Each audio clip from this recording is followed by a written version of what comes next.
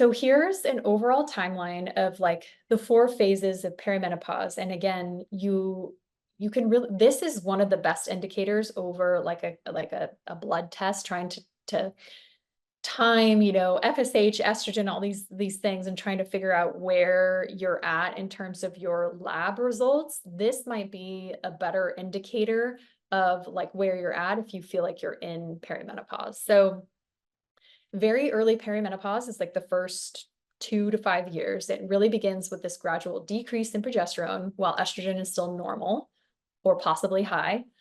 Your periods could be regular, but you could have possibly newer symptoms during your menstrual cycle of like anxiety, breast pain, heart palpitations, night sweats, migraines, sleep disturbances, and heavy periods. So that's a very, very early perimenopause. Early menopause, this transition, it's marked by the onset of irregular periods and estrogen wildly fluctuating. So back to that graph, think of like estrogen kind of doing its dance. This is when you could have 3 times higher estrogen than normal, while progesterone is decreasing further. Symptoms during that time include, irritable mood, breast pain, heavy periods, and this is when we really start to see like hot flashes. Late menopause transition. This is when you miss your first period. So this is when your cycle really starts to, really starts to vary. So this is when estrogen starts decreasing while progesterone is nearly non-existent. And this time period can last about 4 years. Symptoms here include, again, irritable mood, breast pain, heavy periods, hot flashes. And then late menopause, this is like your countdown till menopause. So the date marked from your last period until the 12 months following. We have low progesterone, even lower, low progesterone to no progesterone, lower estrogen. And this is really when the symptoms can include insomnia, memory loss, vaginal dryness. A lot of women start to experience insulin resistance, which means we cannot tolerate carbohydrates in the same way, nor can we tolerate the same amount of stress. Leptin resistance is another big hormone. Higher cortisol, midsection weight gain, and that's often tied to insulin resistance. So there are dietary strategies, and this is what we talk about and work with our clients in all of our 12-week programs, that you can take into account in these phases, depending on how your body's responding. Like just working with that nuance is so, so important. It's amazing what it can do to alleviate a lot of symptoms. The beautiful part and the part that we want to embrace and really just change and flip the script on this whole freaking process is really looking at this as like another rite of passage, right? So it's your second puberty. It's this transition that like every woman's going to go through it, right? And it's really about, our focus is like creating knowledge and awareness, first of all, of how to mitigate anything negative about it, and really like empowering women with the tools that they need to go through this transition, ideally as symptom-free as possible, and really embracing this beautiful transition into like our wise woman years, right? So many women we talk to who are in menopause, there's this level of calm and chill, because think about it, y'all, your hormones are like this. You should be still producing some hormones from your adrenal glands. So you kind of like, instead of your ovaries producing your hormones, it should shift slightly to your adrenal glands, but it's more baseline. It's less erratic on a 28-day cycle. And there's this beautiful like calmness and wisdom that can come during this transition. And that's what we are promoting. That's what we believe is possible. And just that simple reframe, right? So even from the beginning of everything we've been talking about, of like reframing of this like kind of loathing or annoyance with our hormones or cycles, and being like, no, no, no.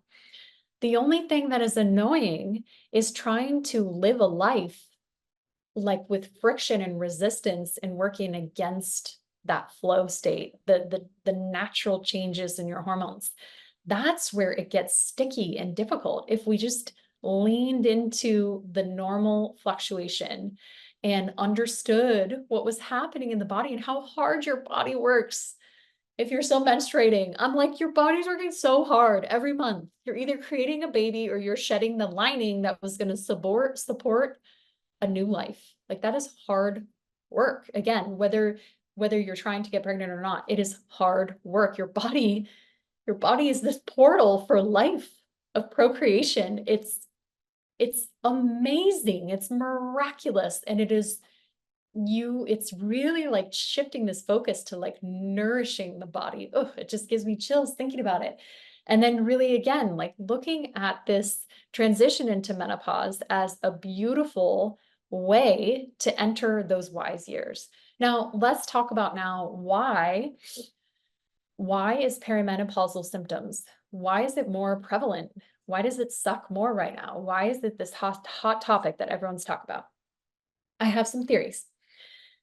And these are also shared theories that you can research and go down all the rabbit holes online. So first and foremost, women are having way less children or no children. What does this mean in their lifetime?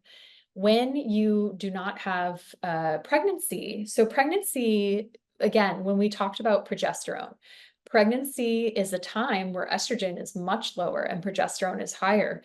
So we are having way more periods than our mothers and grandmothers and great-grandmothers and great-great-grandmothers. We're not getting as many breaks from the estrogen that we have in having that progesterone. So especially because our ancestral females also breastfed more.